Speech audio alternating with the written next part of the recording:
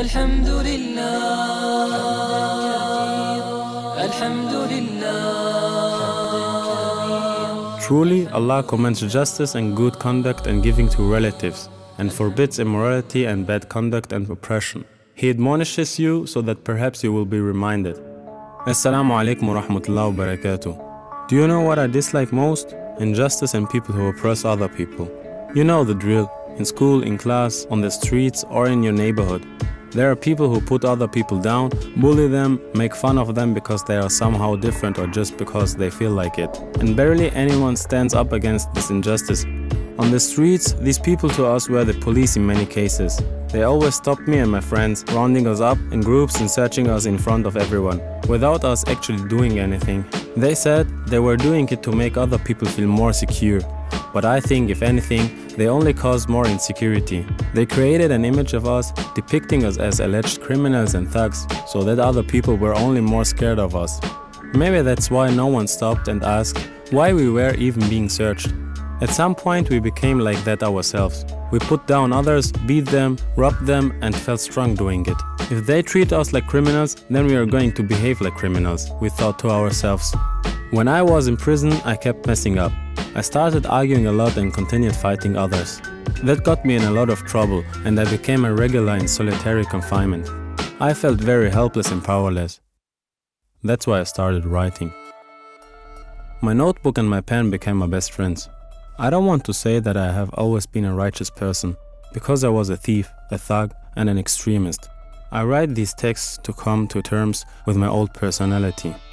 It's like a therapy. It's my jihad in nafs, my struggle to become a better person.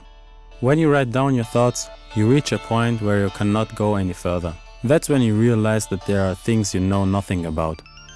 That's why I swapped solitary confinement with the library and became a regular there. I wanted to know everything. Knowledge gives you security and self-confidence, because when you know you're right, you're able to demand them, for yourself and for others. It also empowers you to put up resistance when you experience injustice. Just like in 2017, when the police in Nuremberg tried to take away an Afghan boy from class. There was a deportation order, even though war was still going on there. His classmates reacted immediately, and within the shortest time hundreds of people gathered to prevent the deportation. But the situation escalated. There were clashes and the police used pepper spray, batons and dogs. In the end, the deportation could not go through, because on the very same day, a bomb exploded near the German embassy in Kabul. Did everything go well in this story? No, because the young boy was still threatened with deportation and people were hurt. I understand his classmates and his friends and everyone who wanted to stand up in this situation against something they considered unjust. They were outraged, they wanted to help, and they did something. In any case, it's very important to stand up together against injustice. A few years ago, for example, when Viennese rapper Teaser met his colleagues in the park, they were stopped and searched by the police. Even after the search was over, the police stayed close to them and observed the group. Suddenly backup arrived. The officers grabbed Teaser and his colleagues by their arms and led them out of the park. Teaser immediately posted videos of the incident on Instagram. According to him, the reason for the stop and search and the behavior of the police was racial profiling, so skin color or appearance. The video was watched and shared by thousands of people. Hundreds of people used the hashtag nicht mit uns, not with us, to describe their own experiences with racism. Some of these people still meet on a regular basis to develop strategies against racism.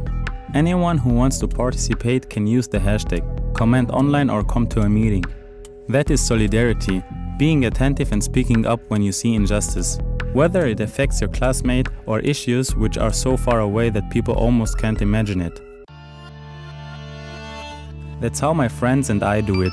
We get together, discuss current events and ask each other questions. What could a story look like that addresses everyone? And how can my friends and I contribute? What is our promise? Similar questions were already raised by people before us. I want to tell you something about BESA. BESA means keeping one's promise and is the highest moral code of honor in Albania. In 1933, when the National Socialists gained power in Germany, they gradually expanded their reign of terror. They divided people into groups. Certain groups, Jews, but also Roma and Sinti, homosexuals and disabled people were deliberately persecuted and murdered. Many had to flee, but only a few countries wanted to take them in. A lot of borders were closed and the persecuted were sent back to certain death. But the people in Albania acted differently. A lot of people fled to Albania and were accepted as refugees, including nearly 2,000 Jews. The locals had committed themselves to helping people in need. It was an honor to save a human's life. They understood every knock on the door as a blessing from God. They gave everyone who sought refuge, shelter, food, fake documents and their promise, their BESA, to protect them with their own life. Later, when the Nazis invaded Albania, the government refused to extradite the refugees. A lot of Albanians got into trouble with the occupying forces. Their families were observed, some were locked up, others were even killed. But they did not extradite one single person. They kept their promise, their BESA. My brothers and sisters, I ask myself, what could be our BESA be in our present time? What is your BESA, your promise to the people around you? In school, on the streets, in your neighborhood, in your city, or on the internet? Where do you encounter injustice in your daily life that confuses you or enrages you? Maybe you feel helpless and alone, but perhaps many others feel the same way. Let's not be tricked into believing that a new story is impossible. I want to speak up and I want you to help me. Together we are louder. This is my story. This is our story. Assalamu alaikum. Peace be with all of you. Jamal al-Khatib.